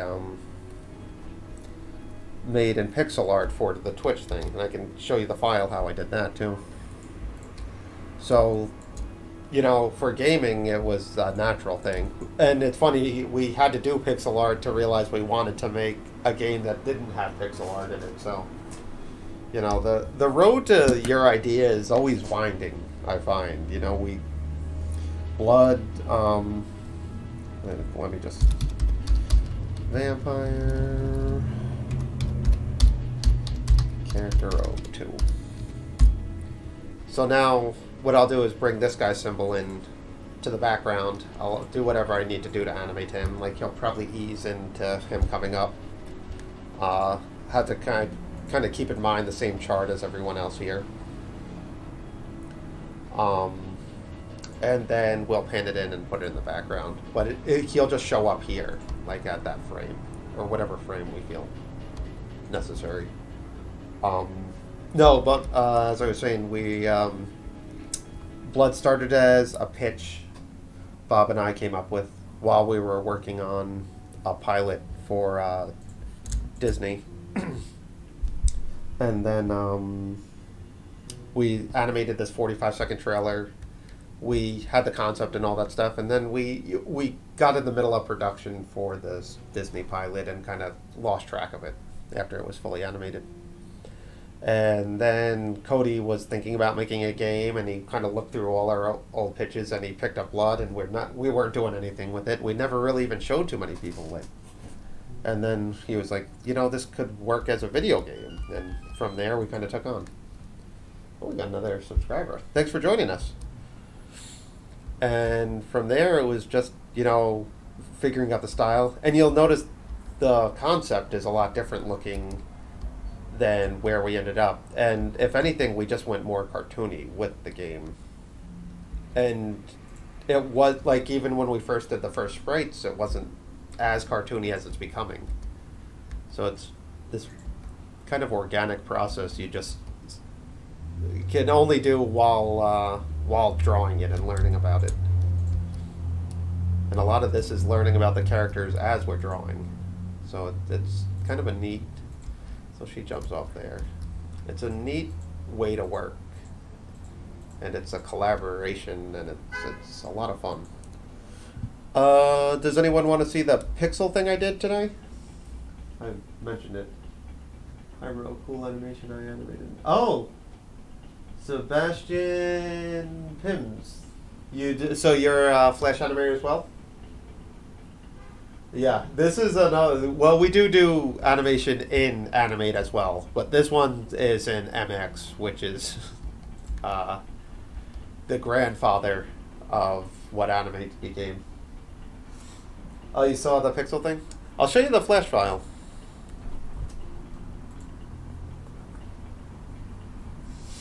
Yeah, no, it's pretty old.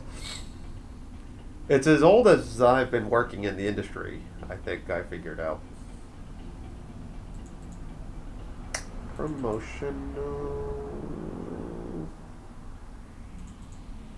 Okay, yeah. Well, when you see it like that. Oh, this is... Let me open up the... This is the what pixel? Okay, so we did this in Flash too, and I just did it. We're making a video game, so I made Corey running away from. You can probably see it better without the background too.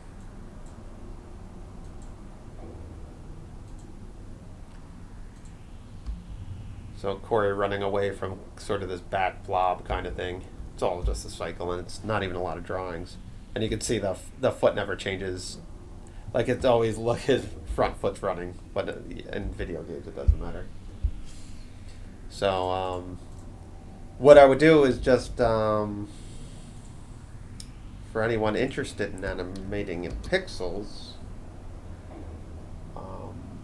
in Flash is what I do is I open up Flash, I change the dimensions to 2200 by 2200. That's as big as MX can go. And I don't know if you can do much of this in Animate, so if this might just fall on deaf ears. So it's 22 by 22. Then I go to View, Grid, Edit Grid. I made it 16 by 16. And technically, from what I gather, and I did some studies on that, that means that 100% that should be around the same proportions as something like between a Super Nintendo and a Neo Geo kind of thing. I don't know if it's 16 or 24-bit, but if we're just measuring by square inches, it seemed to have around the same amount of squares when I imported like pixel art from those two systems. And you can adjust that, so you can make it 15 if you wanted to. 16 seemed like a pretty good number, and I don't know if it was just 16-bit that got me there, but so then you go, there's show grid, which is on, then snap to grid. And I want everything else off. I want snap to objects off. I want snap to pixels off. That confused me for a little bit. Then I'll take the rectangle tool, and it's pretty cool. It'll just snap to that, so you can do, and it's slow. If you have a diagonal line, it's super slow. If you have a horizontal line, it's a little quicker. If you need a big square, it works. And then you can build circles with the squares. But it's a little tedious, or really tedious actually. But you can get these really crisp vector pixels now, which means if I zoom in as much as I want, 2000, it's never going to lose any degradation. Then you go to erase lines, not erase fills. Then you just erase around it. So now you have these things. And what's cool about this is you could make this a symbol now. I could use this as say this was a skull. I could make that a skull symbol. And then I can puppet it around if I need to. So, and that's sort of, I think I just did Corey straight ahead here. I did that guy straight ahead, that little monster. And Corey I did straight ahead. I think the first frame, actually, I was thinking about separating a lot. Yeah, I separated a lot of stuff, but you'll see the second one it's all just that. And you can see he's all snapped to these pixels here. And that's sort of how we did a web series called Voltron Ultimate, which had a lot more stuff going on than this.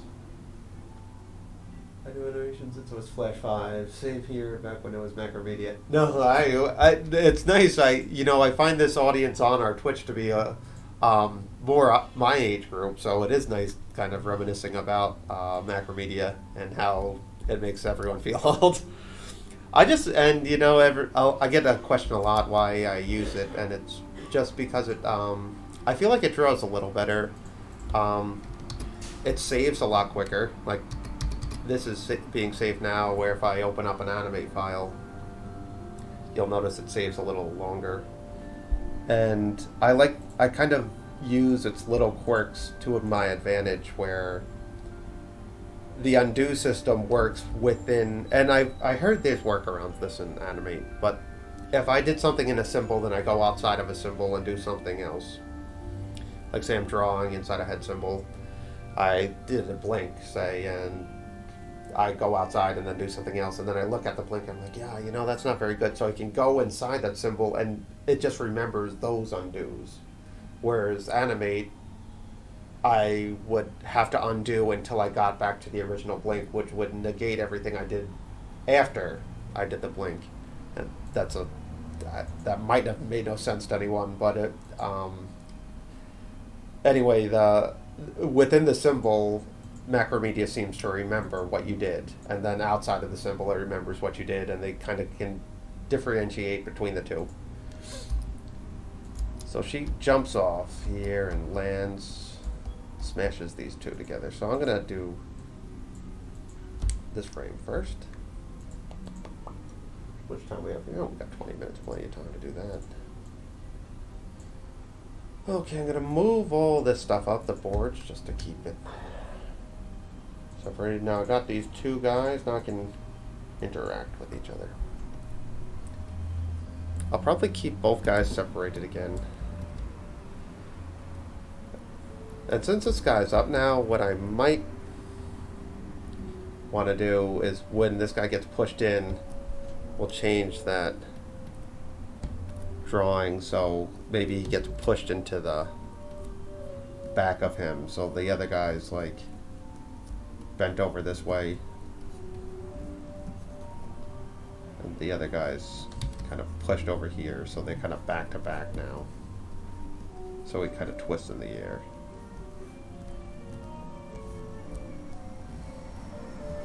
No, but I like that this audience seems to remember Macromedia, at least. We all start somewhere, and I think it's just an age thing, too. Greg said some players at Osungan knew about Brutus the Bound, and other players had seen the Ric Flair animation. Oh, so they're the ones. No one's seen Brutus. They really haven't made a lot of these programs better, so much more bloated. Yeah, I agree. I agree. You've made a lot of patience. Oh, I'm sorry, I didn't read a lot of these. The pixel art. Oh, well, thanks, Sebastian. Yeah, the pixel art is fun. We did a whole series that way too, and that took a lot of crafty man hours. I could show you some of the sprite sheets, but he saw Brutus. That's cool. I'll show you a sprite sheet from some more of this pixel art stuff. Ultron the series 2 part 1. I'm just gonna open up part 1. Oh, so yeah, you could see that we made this whole map in pixel art.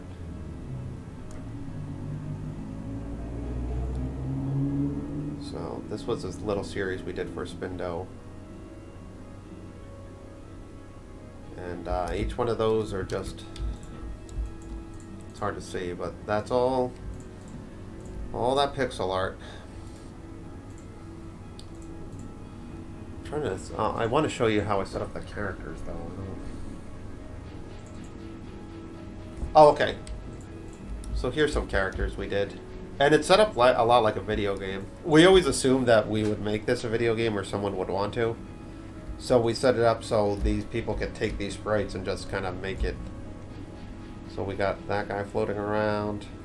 Some of the death hits. We got the kid here. Did all his animation. Got some interaction where they blow up. Effects. And we got the ninjas. What's next? Okay, that's all for that one. And that was episode 2. And then there's ones where I did, it was a further shot, so I had to do it in a different pixel ratio. So this is kind of the smaller characters. Yeah, that was a fun scene. No. Let's see if I have that scene somewhere. This might play like crap, but... Okay, so I don't know if we even have the audio in this. it doesn't matter. It had about 4 lines of dialogue. So he's like, you had to make this. This guy kidnaps a scientist and makes him. It's sort of the Mega Man thing where he makes him work for him to make this evil robot against him. So he goes up. This is playing a little slow too. Up, down, left, right. Then we added all this kind of video game lore in it. Like if you pause, like here we did a Space Invaders thing right around here.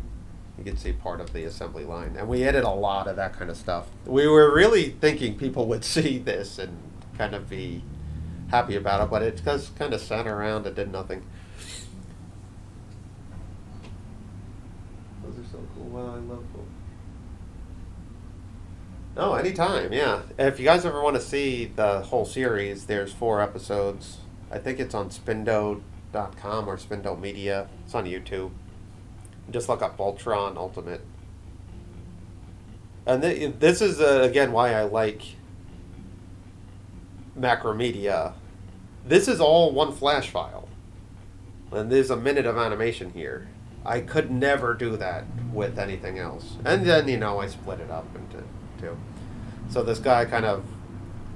The end of episode 1, this robot who goes on this fighting spree to save the scientist gets destroyed, crashes down into Earth, and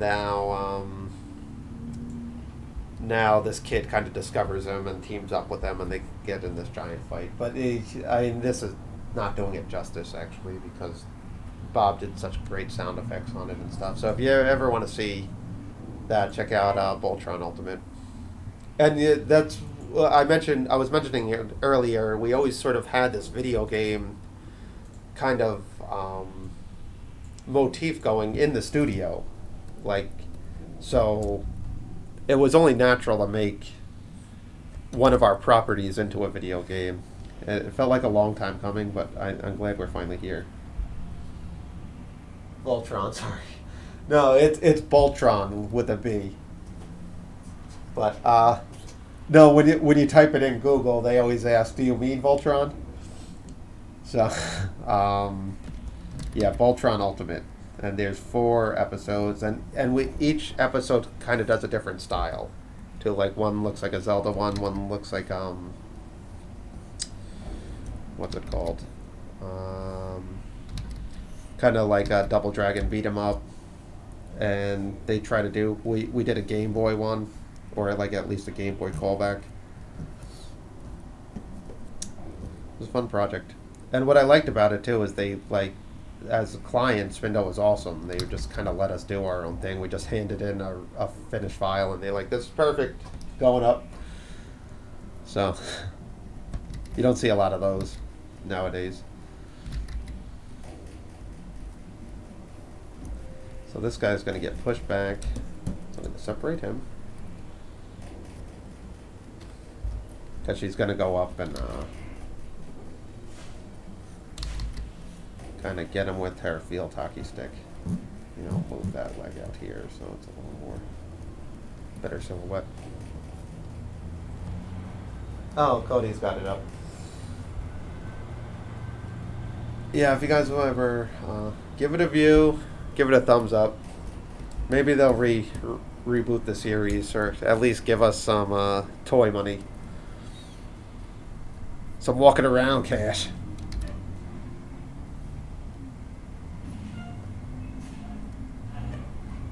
No, I missed working on that one.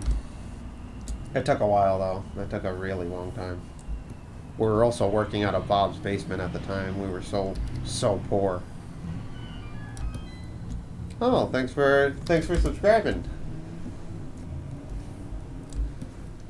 Gosh, that was... Anyone thinking about running a studio or doing it, it's tough at first, but I can speak from experience now that, and I've worked at great studios, and I have nothing but, I'm proud of my studio experience when I was lead animator other places, but it's tough at first, but it's very rewarding when you're your own boss. And anyone who's willing to take that risk, and needs any advice, I don't know if my business advice is great, but I do know animation. I would totally recommend it. This weird free. It's like there's this weird freedom in it, but you're also shackled by a lot too. So it's strange. It's a strange feeling. I think any business is like that though. Not worth it at first, and then all of a sudden it is. All right. So his size changed, but like I said, we don't need to worry about that. We'll pop his collar.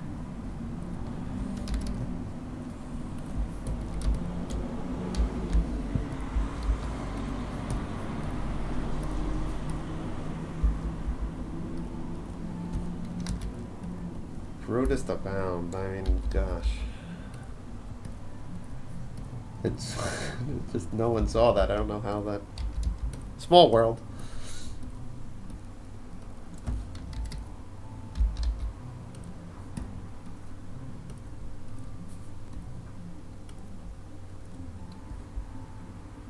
Do you know Joseph Cole? I can't say I do. But like I said, I'm really bad with names, so I'm not sure. Is he a gamer? Is he in the game industry? Is he in the animation industry?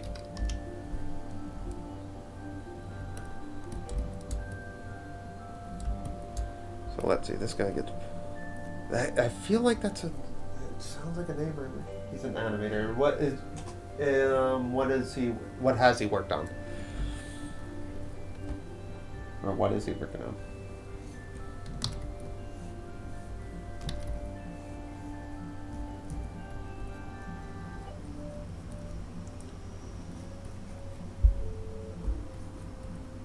Let's see. So.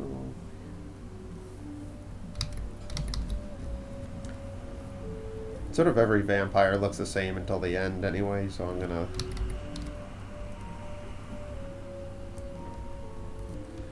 brush it a little bit. Joseph Cole. It's one of those things I'll try digging it up. No, I might be familiar with his work, so I can't say I know him personally though. But I might have seen stuff he's worked on for sure.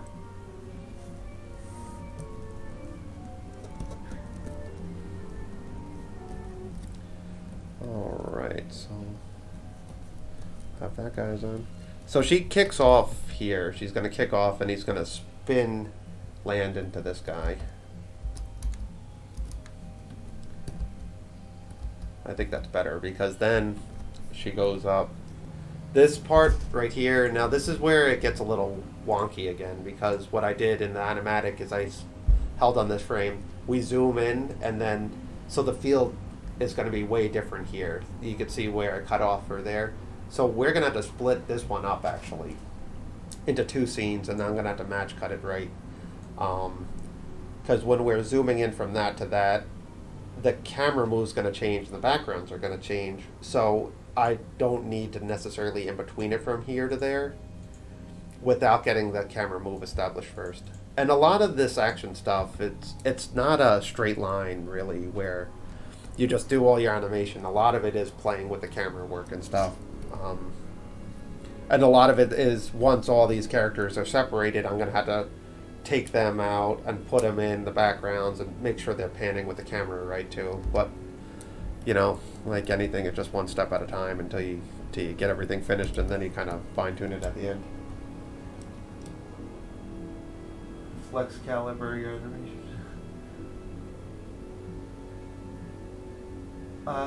Fact flex caliber was. Oh, we did flex caliber too. That was all done in this program at Flash MX too. That was we're trying to pitch that now. It's a really rude cartoon, so we don't have a lot of options to go, but we got some people interested in helping us pitch that are better at it than Bob and myself.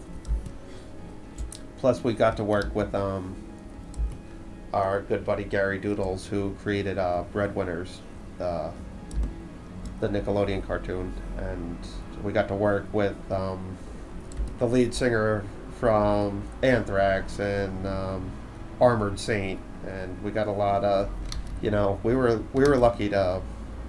It all started with this pencil test, and then people wanted to be involved, so we got pretty lucky with that one. Now, hopefully, we can make a dime out of it. Here's hoping. So that's going to be a chest.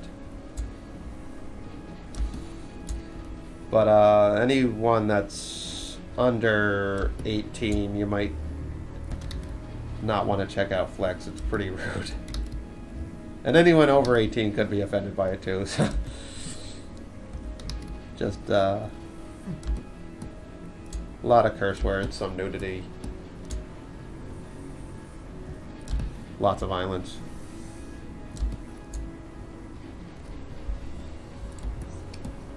Yeah, no. I was a lead animator on Super Jail Season 1, so I started getting a reputation in the animation industry for just doing these really kind of crude cartoons, but I swear I was just being paid to work on whatever I was being paid to work on. And a lot of our stuff gets it. People have asked me in the past if I worked on Super Jail, and I have. Just Season 1 though. There was 4 seasons, and then it switched companies.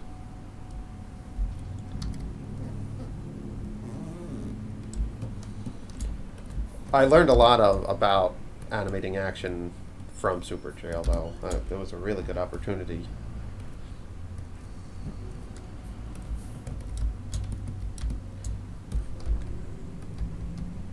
So let's see. So those guys get pushed into. Now this will be a frame again where I'm gonna hold. I could probably do a settle for it. I mean that's easy, but since we're zooming in on it, I need to know exactly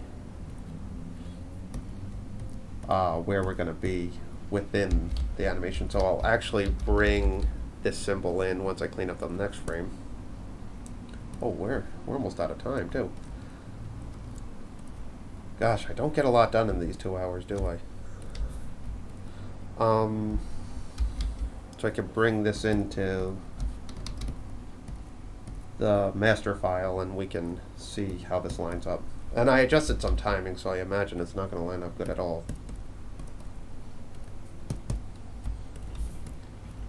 Alright, so she jumps off.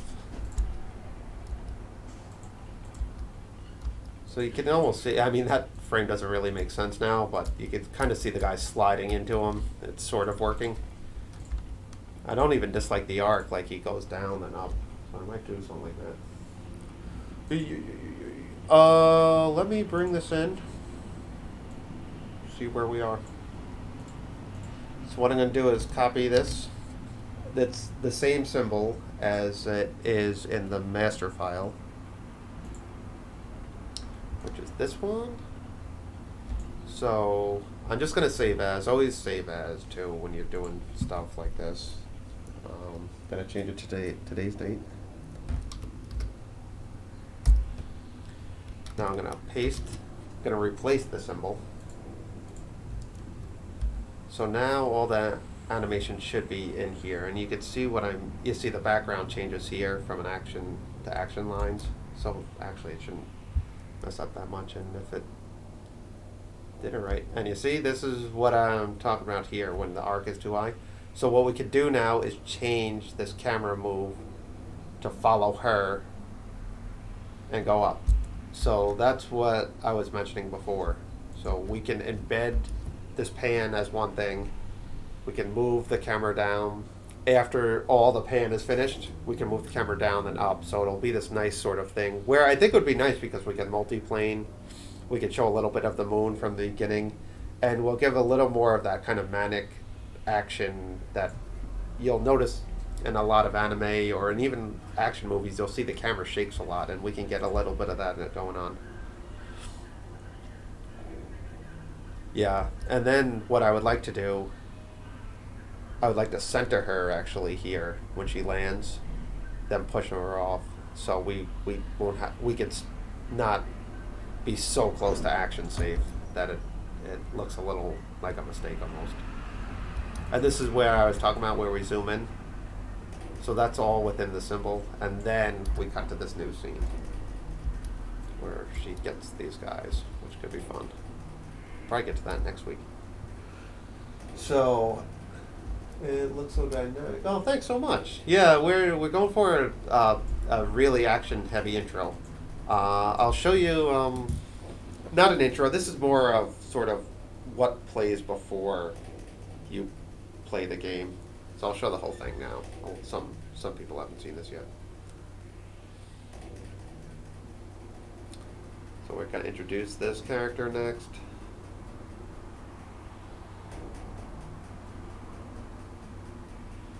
And we introduce kind of the science nerd. He's getting chased by a horde of vampires. Return to Becky doing her fighting. All three meet up. Then the big bad guy, Dragor. So you can see we'll be doing a lot more twitches trying to get all this finished. And that's that. So we have a lot left.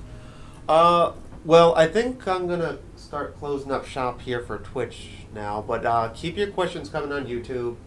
Tell your friends about this. There's bloodgame.com. Cody, if you want to post that up right in this chat, you can sign up to that. You get an exclusive look at anything we do before we post it online, so you can have kind of an inside scoop on stuff. And we don't spam you. We only post new stuff, so you're not going to get like remember us or any of that. It's just going to be trailers and gameplay. So follow us on Twitter, Instagram, Facebook.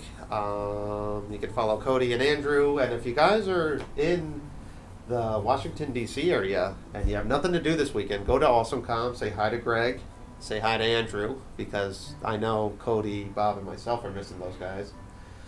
And please keep in tune for next week. We're going to just continue this. Unless I get more time during this week to work on it, then you'll see some newer stuff.